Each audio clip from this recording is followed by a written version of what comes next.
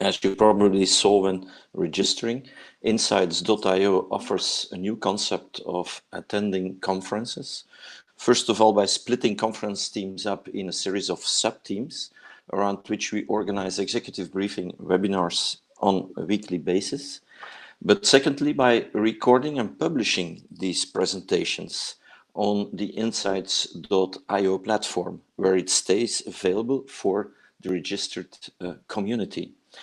This executive briefing webinar is organized in close collaboration with the DPO Circle and Professor George Ataya from Solvay Business School in Brussels. And it is a pleasure to give the floor now to Professor Ataya, who will do the introduction of Anaïs Persson. Anaïs, who is Data Protection Officer at Serafin.legal, and who is our guest speaker for today. Please, George, the floor is yours. Thank you. Thank you very much. Thank you, Peter. I will be presenting very shortly the topic of today.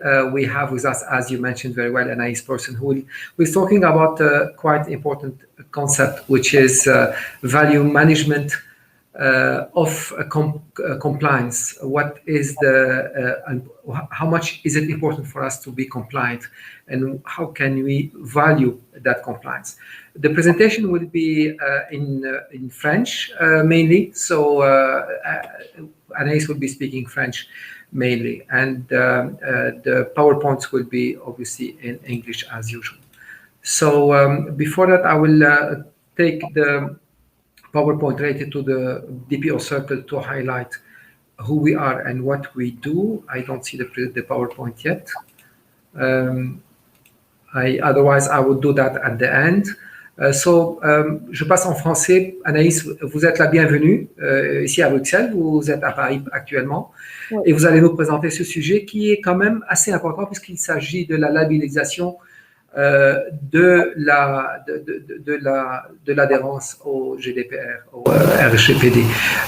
Je crois que ce gage de confiance est assez important pour les entreprises, et la question c'est comment est-ce qu'on pourra utiliser cet aspect-là pour encourager les entreprises à aller dans le domaine de assurer une meilleure mise en place de cette réglementation. Voilà, je vous prie de commencer la présentation. Merci beaucoup, Georges. Merci beaucoup, Peter, pour votre invitation. Je suis évidemment ravie d'être parmi vous pour vous parler de ce sujet qui représente vraiment un enjeu majeur pour notre organisation, qu'on soit un organisme responsable de traitement ou un délégué à la protection des données.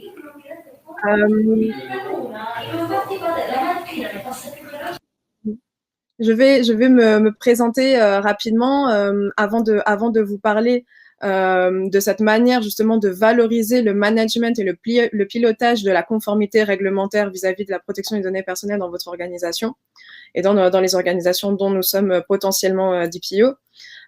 Donc personnellement, donc je m'appelle Anaïs Persson, je suis juriste privacy et déléguée à la protection des données chez Serafin Legal. Je m'exprime en français, je vous prie de m'excuser par avance de ne pas prendre le temps forcément de traduire en anglais, mais ce sera pour une prochaine fois avec grand plaisir, j'en suis certaine.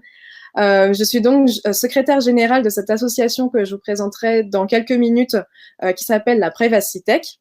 Je partage mon temps également à effectuer une thèse de doctorat que je fais auprès de l'Université de Paris, dont le sujet est l'évolution de l'assurance santé à l'ère du pilotage par l'intelligence artificielle et la robotique. L'idée, c'est de savoir à peu près comment les assurances santé vont créer des nouvelles offres qui embarquent des dispositifs d'intelligence artificielle, de robotique, d'algorithmie, pour nous proposer de nouvelles offres et comment elles vont justement traiter nos données personnelles, notamment nos données de santé. Vous verrez qu'aussi parmi les partenaires de la Privacy Tech, il y a l'Institut des droits fondamentaux du numérique, donc Institute of Digital Human Rights, qui est présidé par l'ancien député européen Jean-Marie Cavada. Donc moi, je suis expert scientifique auprès de cet institut, qui a beaucoup travaillé, qui a beaucoup publié justement durant la crise sanitaire dont nous sortons doucement mais sûrement, je l'espère, tous. Et très récemment, j'ai créé une initiative qui s'appelle Women in Legal Tech. Women in Legal Tech, c'est un bébé, c'est tout récent. Le but de cette initiative, c'est de lutter contre toutes les discriminations qui existent de manière générale dans le monde, notamment dans le domaine de la legal tech, puisque le domaine de la legal tech, comme beaucoup de domaines, n'est pas du tout absent justement n'est pas du tout absent de discrimination. Et l'autre but qu'on poursuit en parallèle, justement, c'est d'utiliser les outils développés par la Legal Tech pour permettre aux personnes victimes d'une discrimination de faire valoir leurs droits et surtout, en tout cas, de lutter contre ces discriminations-là. J'ai aussi récemment été diplômée après avoir suivi une formation de web dev full stack, donc avec des compétences en management. Et voilà, j'ai perdu, excusez-moi, mais j'ai perdu les slides de la présentation. Non, c'est bon, ils sont là, ils sont revenus. Et également, donc, j'enseigne dans plusieurs universités à Paris et j'ai participé à la coécriture de plusieurs ouvrages, dont l'un sur la révolution du pilotage par les données de santé, un autre récemment sur l'avenir de la télémédecine et de l'intelligence artificielle dans l'Union européenne et les États membres, qui lui était coordonné par l'université de Toulouse Capitole. Voilà pour ma présentation. Je vais vous parler rapidement de l'association Privacy Tech. L'association Privacy Tech, c'est une association du coup qui a été créée en 2016. Le but de cette association, c'est de recenser, de promouvoir et de co-développer des solutions juridico-techniques, hein, donc vraiment le mélange entre les deux, qui est juridique et technique, pardon, vraiment en faveur de la protection de la vie privée sur Internet. On en parlera très rapidement. Elle est composée de membres qui sont vraiment pluridisciplinaires. Et c'est ça justement qui permet, c'est des juristes qui connaissent la technique, c'est des techniciens qui connaissent aussi le juridique, qui connaissent aussi le droit. Et ça nous permet justement d'essayer d'innover un peu dans cet écosystème-là. L'association, je vous présenterai ses membres juste après, mais elle est à l'initiative de plusieurs projets dont le but est de fournir des outils pour protéger les données à caractère personnel des individus. On a plusieurs engagements au sein de l'association. Moi, ça va faire 1 an bientôt que je suis secrétaire générale de cette association-là, mais ça fait quand même 2 ans et demi que je l'ai rejointe et ça fait quasiment 4 ans que l'association existe. Et donc, depuis tout ce temps, parmi nos engagements, vous retrouverez celui de stimuler l'excellence française en matière de privacy. Alors, on a évolué un petit peu aujourd'hui, c'est plutôt international et d'où ma présence ici, mais on collabore très volontiers, vous verrez, avec nos autres pays et tous les pays dans lesquels l'écosystème Privacy Tech peut être présent. Le but, c'est d'enrichir les standards et les biens communs du numérique pour permettre justement à cet écosystème de se développer sur la base d'une démarche Privacy by Design. Le Privacy by Design, c'est évidemment une notion qui est chère à tous les DPO, dont nous faisons en partie. Le deuxième de nos engagements, parmi nos grands engagements, c'est aussi d'assurer la résilience de notre patrimoine informationnel. Donc le but, c'est vraiment, à travers cet engagement, d'optimiser le facteur de confiance de l'écosystème numérique en redonnant le contrôle aux usagers sur leurs données personnelles. L'idée, c'est de reprendre et de leur garantir le respect de ce droit à l'autodétermination informationnelle qui, en Allemagne, est un droit fondamental, par exemple. En France, un petit peu moins, ou en tout cas, c'est prononcé différemment, c'est posé différemment dans la loi, mais l'idée, c'est vraiment de redonner le contrôle aux usagers sur leurs données personnelles. Notre troisième grand engagement, c'est de garantir le futur visage du monde numérique. Et en fait, ce qu'on veut faire, c'est prendre position pour concevoir un univers numérique qui soit respectueux des droits et des libertés individuelles des personnes, notamment vis-à-vis de leurs données personnelles.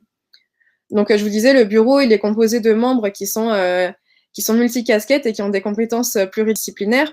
Très rapidement, par exemple, notre fondateur s'appelle Thomas Saint-Aubin. Il est aussi le fondateur de la Legal Tech Séraphin Légal, dans laquelle je suis déléguée à la protection des données. Il a aussi fondé, avec Jean-Marie Cavada, l'Institut des droits fondamentaux du numérique. Notre vice-président, c'est Alessandro Fiorentino, qui a vraiment porté très loin et très fortement ce projet de label Privacy Tech, qui est un outil, justement, qui est notre outil, en tout cas, majeur de valorisation de votre démarche de conformité RGPD. Donc, c'est notre vice-président, et lui, c'est un éditeur de solutions. Il travaille chez la solution peut-être Adéquacy, que vous connaissez certainement. Il y a aussi David Bessot, qui est notre trésorier, qui est directeur associé dans la même entreprise qu'Alessandro. Et il y a Patrick Thieff, qui est notre secrétaire général adjoint, qui est aussi consultant en protection des données personnelles. Et donc, toutes ces personnes-là, elles sont multicasquettes et elles ont des compétences pluridisciplinaires parce que ce sont des spécialistes du droit, des spécialistes de l'informatique, de réels techniciens, de réels ingénieurs, et qui ont, en tout cas, qui réunissent tous, moi comprise, évidemment, cette passion pour la protection des données à caractère personnel. Avant de vous expliquer le contexte dans lequel s'inscrit la démarche, cette démarche qu'on a voulu pour le label, et aussi pourquoi et à quelles problématiques on a voulu répondre avec ce label, je vais vous faire un rapide panorama de nos initiatives depuis 2016. Alors, on a un projet qui s'appelle Portability Commons. C'est un projet qui a toujours pour objectif d'élaborer des standards et des référentiels qui permettent justement de rendre interopérables des formats de fichiers des responsables de traitement en fonction de leur métier pour garantir le respect du droit à la portabilité. Ce projet-là, il est porté peut-être plus précisément aujourd'hui par une initiative qui s'appelle A New Governance, qui est portée par deux de nos administrateurs, dont j'ai pas parlé pour l'instant, qui s'appellent Mathias Devièvre et Olivier Dion. Cette initiative s'appelle A New Governance et elle se concentre principalement sur ces sujets-là liés notamment à la portabilité des données et au respect du consentement, avec une dimension très internationale dans cette initiative-là, avec le soutien de beaucoup d'initiatives. Et cette A New Governance, en fait, ça fait suite à la remise de notre livre blanc. On a remis un livre blanc à Madame la députée Paola Forteza l'an dernier, en avril 2019. Donc, ce livre blanc, en fait, il militait pour une nouvelle gouvernance des données au XXIe siècle. Et il proposait justement une étude et des standards pour la circulation et la protection des données à caractère personnel. Une de nos autres initiatives, c'est Privacy UX, donc qui faisait aussi partie du livre blanc, dont l'objectif, c'est de co-développer un référentiel qui soit partagé autour de la thématique Privacy UX pour renforcer la confiance et l'expérience utilisateur et appliquer concrètement dans des applications avec des partenaires fournisseurs de solutions. On a vraiment pris des use cases, des cas qu'on connaît dans la vie réelle pour essayer justement d'innover dans cette thématique Privacy UX, d'améliorer l'expérience utilisateur dans une démarche de compliance. Le but, c'est vraiment de restaurer la confiance par le consentement pour les responsables de traitement et aussi de mettre en avant leur engagement et de respecter les volontés des utilisateurs et ainsi obtenir potentiellement plus de données parce qu'on aura eu plus de confiance et ça se transforme pour les responsables de traitement en un avantage concurrentiel. C'est un petit peu en fait la même démarche qu'avec le label et finalement toutes ces initiatives et toutes ces démarches, elles sont très complémentaires. Une autre de nos initiatives depuis 2016, c'était le programme Éducation numérique. Donc, c'était un cadre partenarial pour les organisations, qui souhaitent s'engager dans la mise en conformité avec le RGPD. Et donc, on a regroupé des compétences pluridisciplinaires pour mutualiser les investissements et les compétences qui sont mobilisées pour répondre aux exigences de conformité réglementaire vis-à-vis de la protection de données personnelles et préfigurer l'évolution des processus de gouvernance des données. L'autre but, c'est le développement d'outils pédagogiques qui sont relatifs à la vie privée dans le prolongement des actions qui sont portées par le collectif Éducation numérique en France, donc notamment par le ministère de l'Enseignement. Voilà, on a des initiatives qui sont en cours encore. Vous allez retrouver aussi sur notre site internet, par exemple, vous pouvez tout retrouver sur notre site internet, les Privacy Icons. Le but des Privacy Icons, c'est de permettre aux organismes responsables de traitement de données à caractère personnel de proposer une meilleure lecture de leur politique de confidentialité ou de leur CGU, ou en tout cas de leur politique vis-à-vis de la protection des données à caractère personnel et de la vie privée de leurs utilisateurs. Donc, en fait, on a créé ces icons qui sont disponibles sur notre site internet. Vous pouvez les télécharger. Il y a un bouton qui vous redirige vers le lien de notre repository sur GitHub. Donc, vous pouvez les télécharger, les modifier. Vous pouvez évidemment modifier la couleur, etc. pour que ça s'adapte à votre charte graphique. Et donc, vous les réutilisez complètement gratuitement. Ils sont sous licence Creative Commons. Donc, ça veut dire pas de réutilisation commerciale et juste faut mentionner la Privacy Tech comme étant l'auteur de ces icônes. Pour ces icônes-là, on a échangé un petit peu avec des personnes très différentes. On est encore toujours dans une démarche très collaborative. dont des personnes, par exemple, qui sont à la CNIL. Une autre de nos initiatives en cours, et c'est la raison pour laquelle on est présent aujourd'hui, c'est le label Privacy Tech. Je vous le présente très rapidement avant d'entrer un petit peu plus dans le détail après. Le but du label Privacy Tech, pour vous y introduire, c'est vraiment de faire valider par un organisme indépendant. Donc là, nous, on a travaillé avec l'AFNOR en France, le respect du cahier des charges de la Privacy Tech qu'on a élaboré ensemble par des entreprises qui proposent différentes catégories de solutions logicielles et qui permettent elles-mêmes de répondre à des exigences de conformité en termes de protection des données à caractère personnel. Ce label, il vise vraiment à optimiser la confiance et à stimuler l'excellence française en matière de privacy. Avec ce label, le but vraiment pour les responsables de traitement et les éditeurs de solutions logicielles, c'est de valoriser leurs solutions au sein du marché de la privacy et de bénéficier d'un réel levier de différenciation par rapport à leurs concurrents. Pour finir sur la présentation de l'association, donc je vous ai un petit peu parlé de A New Governance, du coup, qui est porté par 2 de nos administrateurs, qui fait suite justement à la remise de notre livre blanc à Madame la députée Paola Forteza à l'Assemblée nationale en 2019. Et voilà, donc c'est des travaux qui sont aujourd'hui approfondis grâce à la collaboration d'acteurs qui sont internationaux, pluridisciplinaires. Vous avez des universitaires, des industriels, des acteurs du public, du privé qui participent. Et vraiment aujourd'hui, ils élaborent des standards pour la circulation et la protection des données à caractère personnel. Le début de leurs travaux, là, depuis 1 an en tout cas, sont très axés sur l'éducation et la mobilité. Je vous invite à rentrer en contact avec eux si jamais ça vous intéresse. L'autre partenaire principal de l'association Privacy Tech, dont j'ai parlé très rapidement, aussi c'est l'Institut des droits fondamentaux du numérique, donc qui est présidé par Jean-Marie Cavada, coprésidé par Maître Laurent Vidal, qui est directeur de la Sorbonne, de l'IRJS à la Sorbonne, et aussi le fondateur du cabinet Publica Avocat, qui est un cabinet d'avocats en droit public. Qui est aussi, donc cet institut, il est aussi composé de Thomas Saint-Aubin en tant que membre fondateur, de moi-même en tant qu'expert scientifique. Il y a d'autres personnes, évidemment, je passerai pas tout le monde, mais voilà, en tout cas pour l'écosystème. Le but de cet institut, c'est vraiment de réfléchir, de mener une réflexion et de proposer des réponses concrètes à toutes les questions relatives à la protection des droits et libertés fondamentaux dans tous les domaines, notamment dans le domaine de la santé. C'est ce sur quoi nos études ont porté plus récemment. Par exemple, on a fait avant la sortie, vous savez, des applications mobiles gouvernementales pour lutter contre la propagation du virus. On a justement travaillé à l'élaboration d'un questionnaire en ligne qu'on a diffusé, etc., pour justement recueillir en tout cas le ressenti des Français par rapport à le caractère liberticide ou non de ces différentes initiatives. Donc le but, c'est vraiment d'étudier, de promouvoir et de défendre les droits fondamentaux au sein du monde numérique, en particulier en termes d'utilisation des données, qu'il s'agisse des droits individuels et collectifs ou encore des droits économiques, évidemment. Voilà, j'espère que cette présentation était plutôt claire sur la Privacy Tech.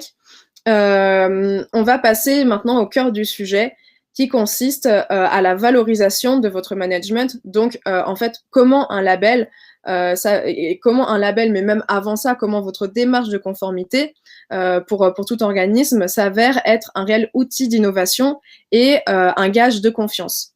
L'idée, c'est vraiment de dire que le management de la conformité, mener un management de la conformité qui soit fait de manière innovante, ça permet aux organismes de se démarquer et surtout, c'est un levier d'innovation et un avantage concurrentiel. C'est un discours qui a toujours été porté par les autorités de contrôle, par le G29 également, enfin le CEPD. Donc voilà, il n'y a pas de...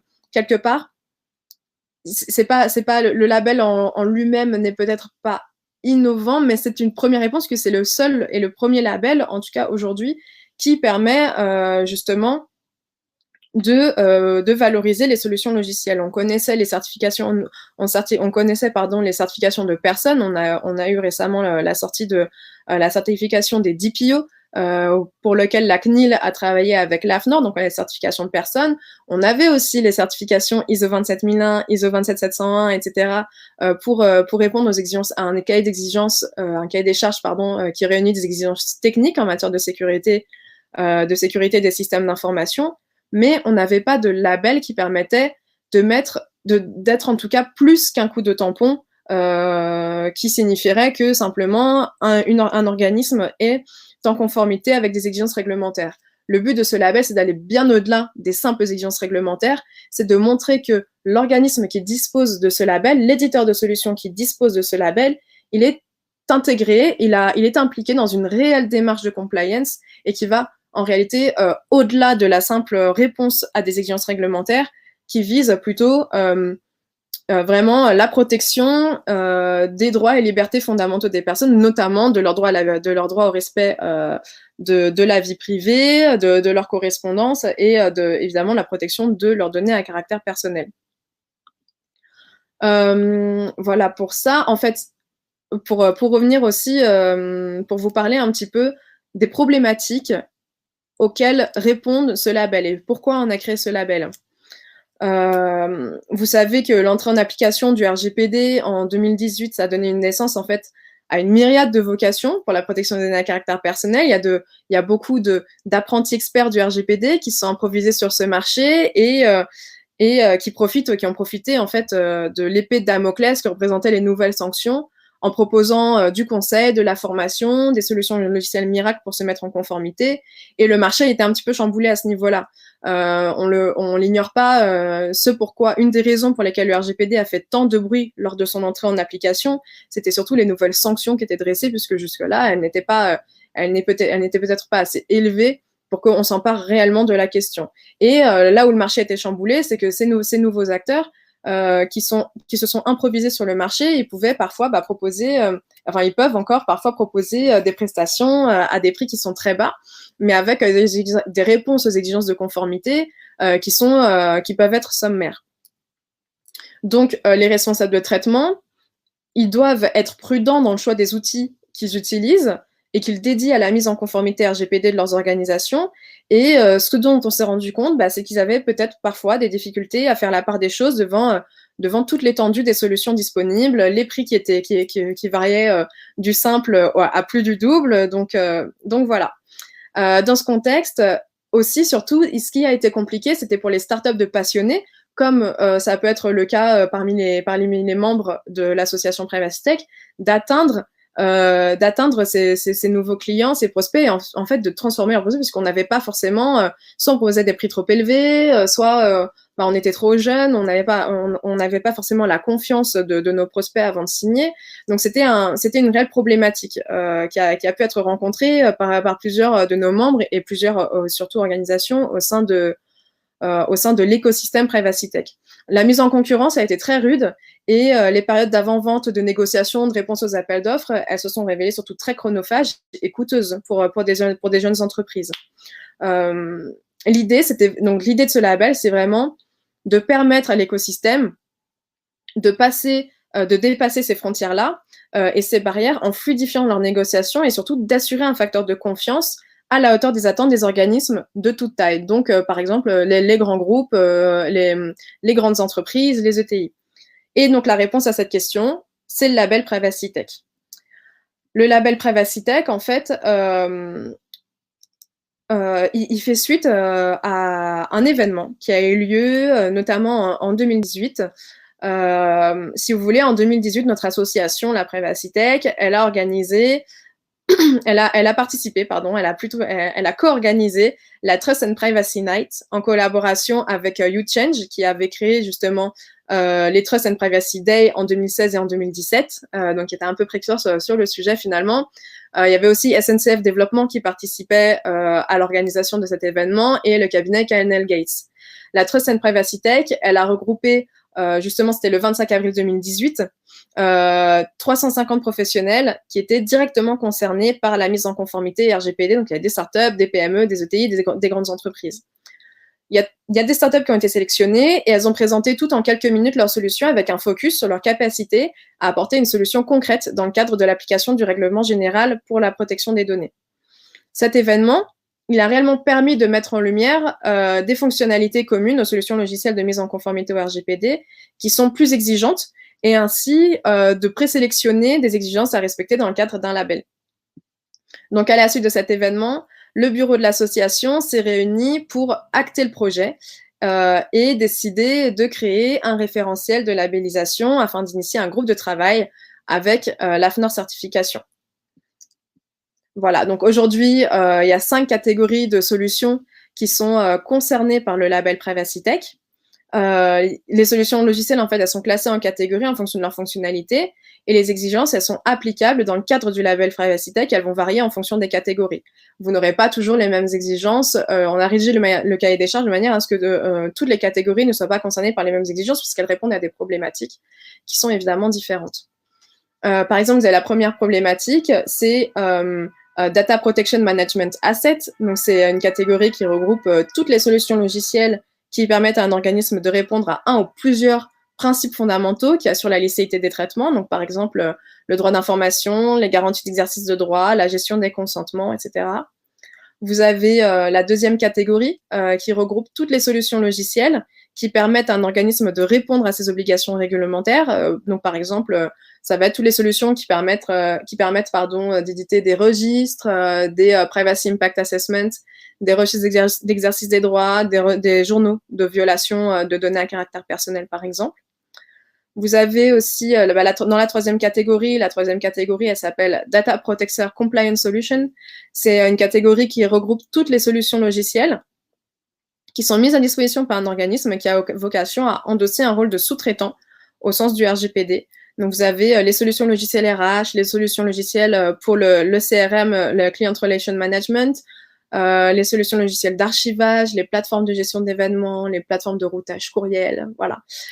Vraiment, tous les sous-traitants qui peuvent travailler avec un organisme responsable de traitement.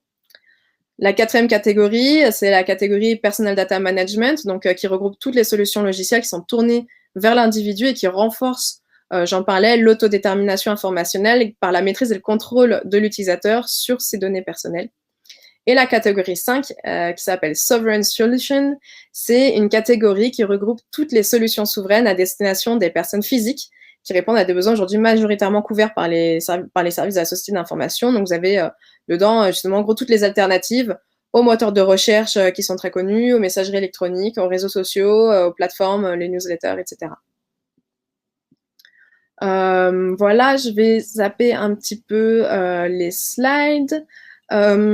L'idée, c'est de savoir aussi comment on innove dans la manière aussi de se mettre en conformité et comment on valorise justement cette démarche de conformité. Le but du DPO, on pense que, enfin, nous en tout cas, ça fait partie de ce qu'on pense, c'est d'aller au-delà de la simple conformité. Hein, c'est aussi pour ça qu'on a créé le label et comment on innove grâce aux outils qu'on connaît, aux outils qui sont développés par l'écosystème.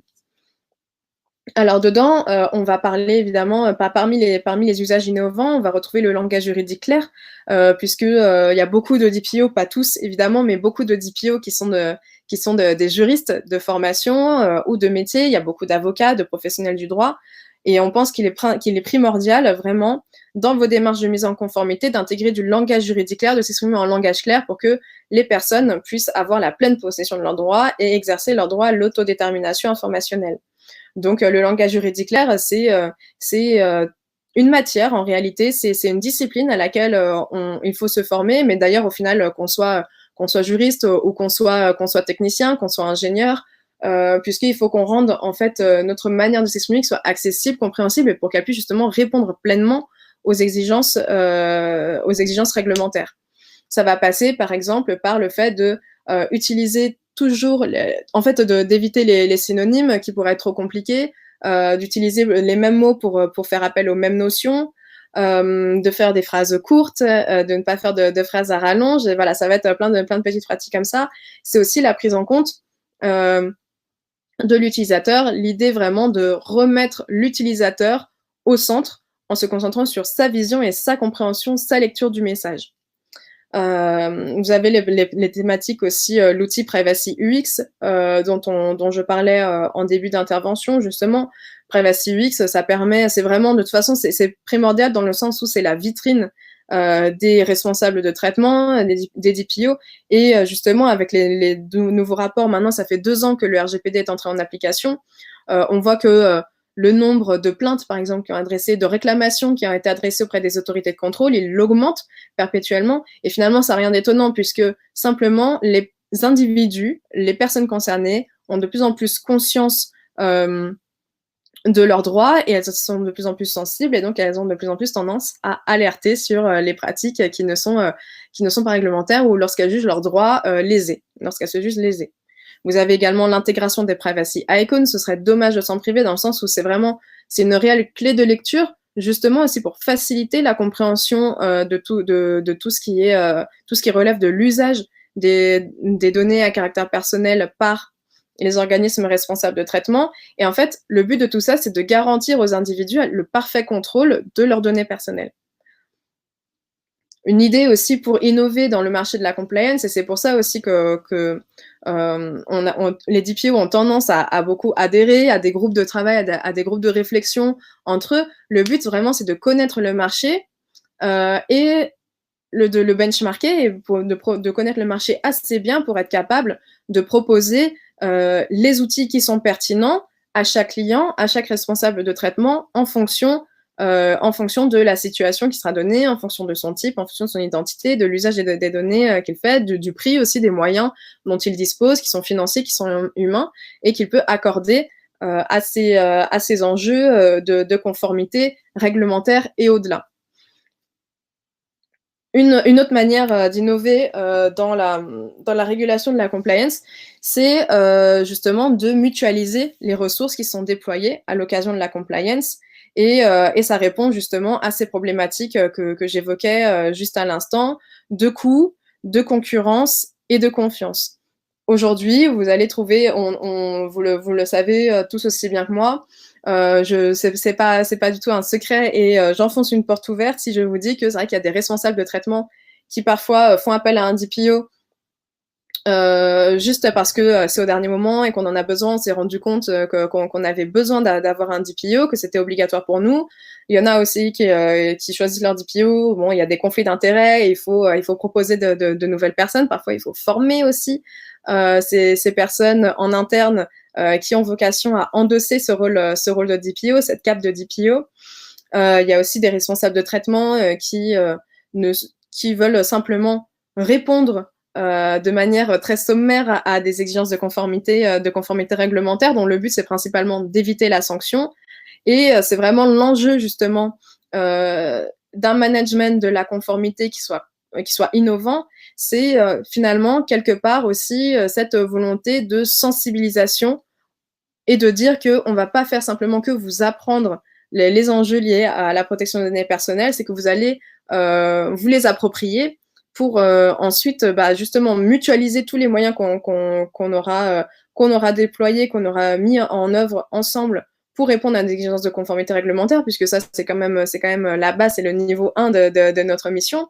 Mais au-delà de ça, challenger et valoriser justement l'argent que vous avez dépensé, le temps que vous y avez consacré, et tous les moyens que vous avez déployés. Puisque de toute façon, on partage aussi cette vision-là que à offre égale, à prix égal, à prestation égale, aujourd'hui, et c'est de plus en plus le cas de toute façon, et c'est pour ça que la confiance est importante, mais l'utilisateur ou l'utilisatrice d'un service, quel qu'il soit, préférera toujours aller, et c'est aussi le but, et c'est aussi l'importance des projets Privacy UX, vers le responsable de traitement, l'organisme, l'éditeur de solutions logicielles, qui aura démontré qu'il est respectueux de sa vie privée, et où il pourra se rendre compte qu'il a une réelle maîtrise de ses données à caractère personnel. C'est aussi une question d'image, évidemment pour tous. Voilà. Alors, du coup, comment ça se passe pour la certification? Comment nous, on a travaillé avec l'AFNOR? Comment on a collaboré avec l'AFNOR? Je vous le disais, donc suite à cet événement, la Trust and Privacy Night en 2018, On a travaillé de concert avec l'AFNOR, donc ça fait quasiment 2 ans finalement qu'on travaille dessus, et on a élaboré, rédigé, grâce à eux aussi, grâce à leur connaissance du métier et des labellisations, ce cahier des charges qui est très exigeant. Vraiment, le label Privacy Tech, c'est les mots, j'emprunte ces mots à notre président, mais je les ai trouvés très justes, c'est que c'est pas un label de complaisance, c'est un label d'excellence. C'est quelque chose qui doit vraiment résonner et dont on pense que vraiment ça doit porter nos valeurs et ça doit surtout mettre en valeur les candidats et les organismes, les éditeurs de solutions logicielles qui sont labellisés par cette initiative-là. C'est de dire que on a mis la barre très haut au niveau des exigences du label, c'est que vraiment on dépasse, c'est comme je disais tout à l'heure, c'est pas du tout un coup de tampon de conformité comme certains de nos confrères ou de nos consoeurs font parfois, qui est aussi utile, qui est aussi rassurant pour nos clients, mais là on dépasse encore ça. Il y a évidemment des garanties d'indépendance qui ont lieu dans le label. Évidemment, on évite tout conflit d'intérêts. On fait très attention à tout ce qui pourrait simplement discréditer le label, que ce soit l'association Privacy Tech ou encore l'AFNOR, ou même les auditeurs eux-mêmes. Il y a des garanties d'indépendance qui sont très fortes vis-à-vis de ce label, et on a tenu à les intégrer dedans.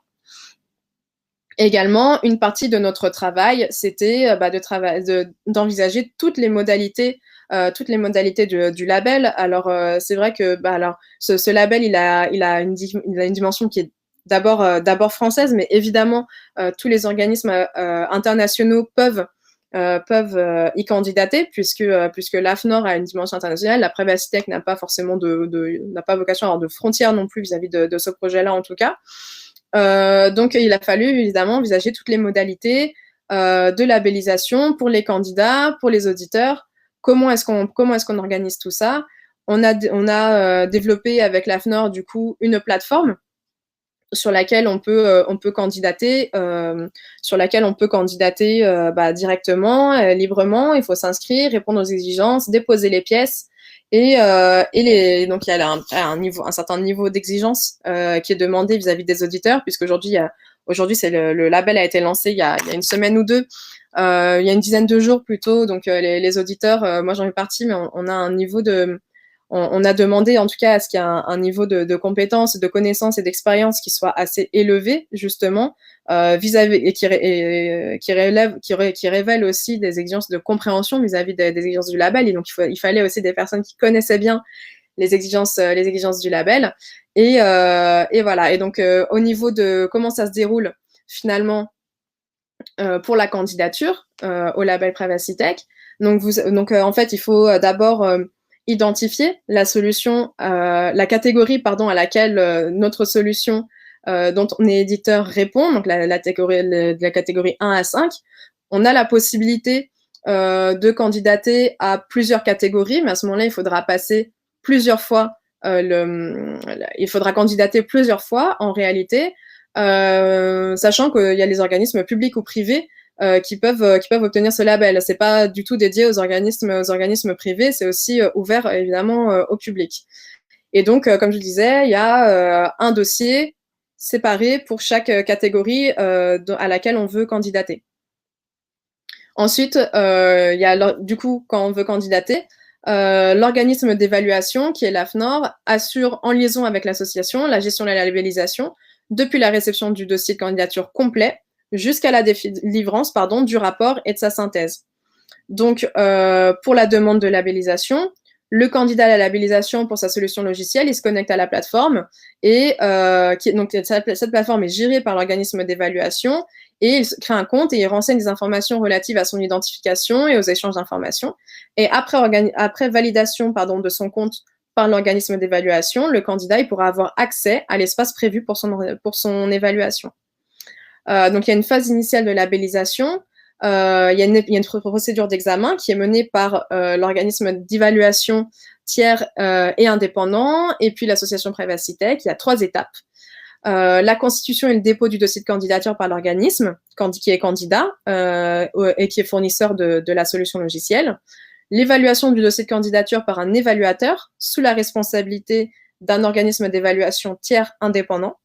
Et au regard du rapport d'évaluation qui est transmis par l'évaluateur, une décision motivée de cet évaluateur et qui porte la délivrance du label ou le refus de labellisation au nom de l'association PrivacyTech. Il y a des critères d'évaluation et des éléments documentaires de preuve qui sont associés, qui sont à collecter par le candidat, et ils sont définis dans le référentiel qu'on a publié sur notre site internet, que vous pourrez retrouver très facilement, mais je pourrais aussi vous envoyer le lien si jamais ça peut vous inspirer. Et ceux-ci, du coup, ils devront être téléversés dans la plateforme logicielle d'évaluation de l'organisme pour être analysés par l'évaluateur qui aura été missionné pour l'occasion. Après avoir téléversé toutes les preuves documentaires qui sont nécessaires pour attester du respect des exigences du label, le candidat, en gros, il valide sa candidature sur la plateforme logicielle et ensuite, la plateforme informe l'évaluateur que le dossier est complet et qu'il y a une demande du coup d'évaluation qui est faite. Et donc ensuite, là ça donne lieu à l'établissement d'une facture qui est générée automatiquement et qui est transmise au candidat.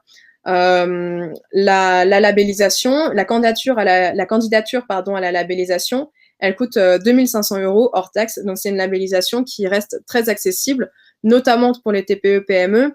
Et justement, c'était vraiment une volonté de la part de l'association. Ça fait justement partie des problématiques auxquelles on voulait répondre en créant ce label, permettre aux entreprises, aux organismes, aux initiatives qui sont portées par des passionnés de bénéficier de ce réel levier de différenciation et de l'avantage concurrentiel qui peut être porté par une labellisation de la solution. Donc il y a la facture, et ensuite, après la validation du compte sur la plateforme par l'organisme, l'entreprise candidate ou l'organisme candidat, il dispose d'un délai maximum de 3 mois pour constituer son dossier et demander à ce qu'il soit évalué. Donc, passé ce délai, le dossier, il sera clôturé si jamais il n'y a aucune demande d'évaluation qui a été faite par l'organisme candidat. Donc, on a quand même 3 mois pour remplir. Ensuite, on passe à la phase d'évaluation par l'organisme. Donc, l'évaluation, elle a pour but vraiment d'apprécier à distance, dans un but aussi de réduction des coûts, la conformité des pratiques mises en œuvre par le candidat au regard des exigences du label PrivacyTech, dans sa version qui est en vigueur au moment de la candidature et pas une version antérieure, jamais évidemment. Cette phase d'évaluation à distance, elle est réalisée par l'organisme d'évaluation. Je vous disais, il y a un évaluateur qui est missionné par l'organisme. Il procède à l'analyse du dossier de candidature, des éléments documentaires qui attestent du respect des critères d'évaluation qui auront été préalablement demandés. Cette analyse, alors soit elle est très bien, le dossier était très bien rempli, et à ce moment-là, le candidat il reçoit une réponse sous un délai en général d'1 à 2 mois, sous réserve de la complétude du dossier, ou alors donc soit la candidature est validée et il y a le rapport de labellisation et la décision de labellisation, soit elle est refusée. Il y a une troisième voie qui est possible, c'est une demande d'information ou des documents complémentaires. Alors, dans le cas où l'évaluateur, l'auditeur, il adresse une demande de précision complémentaire ou de documents complémentaires, le candidat, il dispose d'un délai maximal de 2 semaines pour y répondre. Et en l'absence de réponse du candidat dans le délai imparti, l'évaluation se poursuivra et le rapport sera finalisé au vu du dossier initial déposé par le candidat. Au niveau de la labellisation, l'association, c'est la seule responsable de l'attribution ou du refus du label PrivacyTech. La décision, elle est prononcée par l'évaluateur, et ensuite, si jamais voilà, il y a des discussions, il y aura un comité qui sera chargé de trancher ces questions-là. Les décisions, en tout cas, sont toujours motivées et notifiées au candidat par l'organisme d'évaluation, et ça fait partie justement de nos garanties d'indépendance. Voilà, je pense qu'on est pas mal au niveau de la présentation du label. N'hésitez pas à poser des questions si vous en avez. Je serais ravie d'y répondre. Je terminerai en citant cette quote qu'on utilise beaucoup, dans le fait que moi j'utilise beaucoup dans mes missions, justement pour inciter les clients à entrer dans cette démarche globale de compliance et de privacy by design.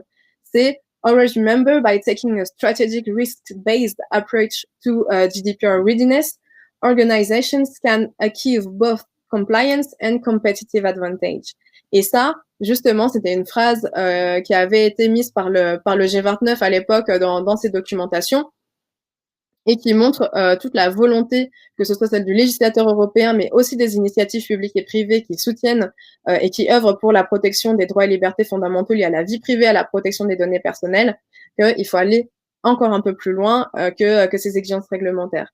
Finalement, ce label Privacy Tech, à mon sens, il apporte une réponse aussi technique sous forme de checklist aux responsables de traitement, aux éditeurs de solutions logicielles, et surtout, il les accompagne dans la valorisation, dans plus de visibilité, dans la valorisation de leurs démarches, mais également des démarches de leurs clients. Ce qu'il faut se dire aussi, je pense, et ce sera ma dernière phrase pour terminer avec ce label-là, c'est que la logique derrière et la logique qui est implicite dans cette démarche-là, c'est que si un responsable de traitement utilise et a recours majoritairement à des solutions logicielles qui sont labellisées par la Privacy Tech, il a de plus en plus de chances d'être lui-même en conformité et prend forcément moins de risques s'il choisit des prestataires, des sous-traitants au sens du RGPD, qui répondent à un haut niveau d'exigence qui dépassent en tout cas parfois les simples exigences réglementaires. Voilà, je vous remercie beaucoup pour votre attention et je remercie encore évidemment le DPO Cycle de m'avoir invité à présenter le label, les problématiques auxquelles le label Privacy Tech, les problématiques auxquelles il veut répondre et surtout la manière dont on a travaillé pour l'élaborer, sachant que c'est que notre cas et nous on encourage évidemment largement soit la collaboration des autres organismes avec nous-mêmes ou alors on sera ravis d'accompagner potentiellement DPO Cycle dans l'élaboration de son propre label, pourquoi pas. Voilà, merci beaucoup. J'ai une question déjà en attendant les questions des autres participants. Ma question est comment est-ce qu'on peut faire profiter les membres de DPO Cycle pour leur donner accès aux entreprises qui sont labellisées justement, ou bien à plus d'informations pour le label, concernant le label? Alors, pour toutes les informations concernant le label, c'est vrai que je ne l'ai pas forcément dit parce que ça nous paraît évident à la Privacy Tech, mais nous, on est dans une démarche qui est très ouverte, où voilà, on vraiment participe à l'élaboration des communs. Et donc, en fait, tout est transparent et tout est disponible sur notre site internet. Donc, vous avez le référentiel Privacy Tech qui reprend ce que je vous ai présenté aussi sur notre site. Donc, quand vous allez sur privacytech.fr, vous allez retrouver la présentation de l'association, nos initiatives, et la première des initiatives qui est présentée, c'est celle du label. Vous cliquez dessus et vous avez la présentation du label, le rappel des 5 catégories, et vous avez un lien qui vous renvoie vers le référentiel des exigences Privacy Tech et le guide d'utilisation de la plateforme d'évaluation qui est d'ores et déjà en ligne. Et on présentera, comme je disais aussi en début de séance, très très rapidement, sous très peu de temps, les solutions pilotes qui auront été labellisées. J'en ai pas forcément parlé des solutions pilotes, mais voilà, on en saura plus très prochainement. Parmi les solutions pilotes, il y a une solution de contract management qui est éditée par Séraphin Légal. Il y a Adequacy qui relève de la catégorie 2, justement. Donc, il y a un outil de gestion de la conformité RGPD. Et il y a Weller qui répond aux exigences de la catégorie 5, qui fait partie des solutions souveraines, donc, puisque c'est un réseau social en fait qui est alternatif et surtout qui est alternatif en étant respectueux des données à caractère personnel. Et le dernier éditeur de solutions pilotes, c'est Fair & Smart, qui a candidaté aux 2 catégories restantes, c'est-à-dire les catégories 1 et 4, avec 2 produits qu'ils éditent. Je ne sais pas s'il y a d'autres questions. J'attends des autres questions qui peuvent venir. En attendant, je vais passer rapidement à la présentation du DPO Cycle. Il n'y a pas d'autres questions. Alors, merci beaucoup Anaïs. C'était un plaisir de vous avoir avec nous. Rapidement, pour ceux qui arrivent pour la première fois, pour ceux qui n'ont pas participé à des anciennes présentations de DPO Cycle, des webinaires, je vais rapidement présenter le DPO Circle. Anaïs, je vous invite à mettre en silencieux votre microphone de manière à ce que ça ne crée pas de soucis.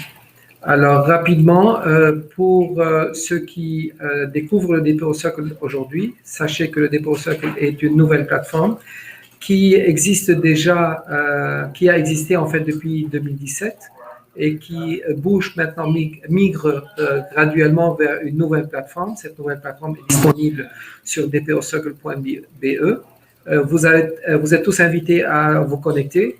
C'est une participation gratuite. C'est une communauté qui groupe les différents acteurs du GDPR, autant des DPO que des responsables de traitement, que des conseillers, des experts internes ou externes, des régulateurs qui sont impliqués de façon à créer toute une communauté qui permet de échanger, partager des informations.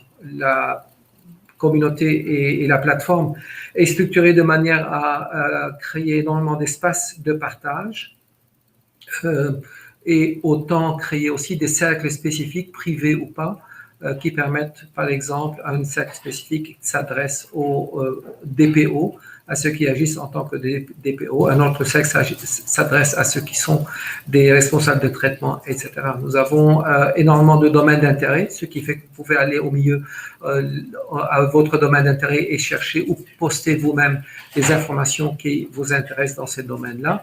Et nous avons aussi pas mal d'événements que nous organisons, les webinaires que vous voyez maintenant, ainsi que des transcriptions, les copies des présentations des PowerPoint que nous avons présentées dans le passé et bientôt les vidéos de tous ces webinaires et de la conférence de décembre. C'est une initiative qui n'est pas limitée puisque nous avons lancé récemment une enquête qui demande à nos membres et à nos relations quelles sont les activités au-delà de ce que nous faisons aujourd'hui qui peuvent vous intéresser. Nous avons lancé les webinaires. Bientôt, on va reprendre ce qu'on avait fait énormément en 2018 et début 2019, des roundtable discussions, on a appelé ça DPO Circle Talks. L'interview recommence. Nous avons publié de manière limitée hier le premier interview avec M. Heymans de l'Autorité de protection des données. Il commentait sur les récentes décisions, y compris celle de Proximus. Elle a été soumise hier à sa validation et elle sera publiée bientôt. Nous avons aussi pas mal de recherches, par exemple les corps de compétences du GDPR. La communauté est tout simplement une communauté ouverte, gratuite. L'idée, c'est de ne pas faire une activité commerciale de ça, mais tout simplement créer un endroit où les experts de la vie privée, de GDPR, de RGPD en général, puissent se rencontrer, de partager des informations. L'idée, c'est pas non plus de jouer au rôle de l'éditeur. Nous sommes là pour créer un espace de partage.